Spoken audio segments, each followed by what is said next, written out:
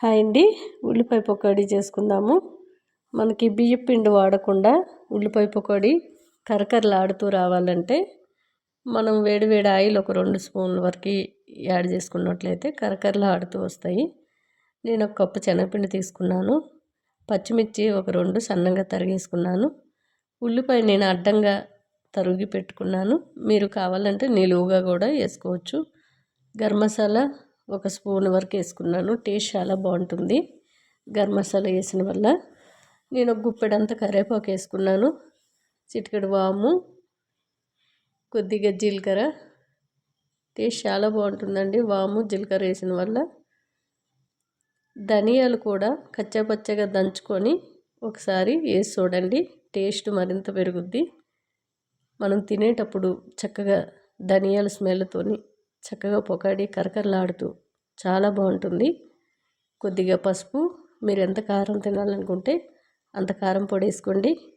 కొద్దిగా సాల్టు, వేడి వేడి ఆయిల్. నేను డీప్ ఫ్రై చేయడం కోసం ఆయిల్ పెట్టుకున్నాను స్టవ్ పైన. ఒక 2 స్పూన్ల వరకు వేసుకున్నాను. మనకి ఉల్లిపాయ మొత్తం శనగపిండిలో కలిసేటట్టు పిసుకుతూ కలుపుకోవాలి. మనకి ఉల్లిపాయలో ఉన్న వాటరు సరిపోతుంది. ఇంకా సరిపోకపోతే ఒక 2-3 స్పూన్ల వరకు యాడ్ చేసుకుంటూ మెత్తగా పిసుకుతూ కలిపినట్లయితే మనకి ఉల్లిగడ్డలో ఉన్న వాటర్ అంతా కూడా శనగపిండి పట్టుకొని సరిపోతుంది.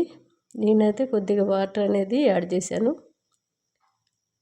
ఇట్లా బాగా పిసుకుతూ కలిపినట్లయితే మనకి ఉప్పు కారం కూడా చక్కగా పడుతుంది. మీకు ఉప్పు కారం సరిపోలేదు అనిపిస్తే ఇంకాస్త యాడ్ చేసుకోండి. కొంచెం నోట్లో పెట్టి చూసినట్లయితే మీకు తెలుస్తుంది. చూశారు కదా, వాటర్ పోస్తూ పిసుకుతూ కలిపితే ఇలా వస్తుంది.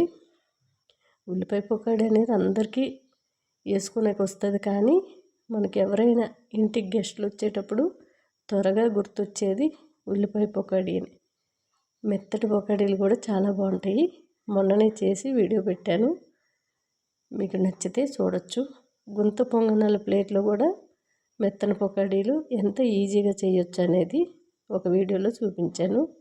టేస్ట్ అయితే చాలా చాలా బాగుంది. ఈరోజు ఇలా డీప్ ఫ్రై లాగా చేసుకున్నాను. చూసారు కదా, చాయ్తో అయినా లేదంటే మనం ఏదైనా పప్పు రసం చేసేటప్పుడు సైడ్ డిష్గా నచ్చుకోవడానికైనా చాలా బాగుంటాయండి కరకరలాడుతూ. నచ్చితే ఒకసారి ట్రై చేయండి. బియ్యం పిండి లేకుండా కరకరలాడుతుంది.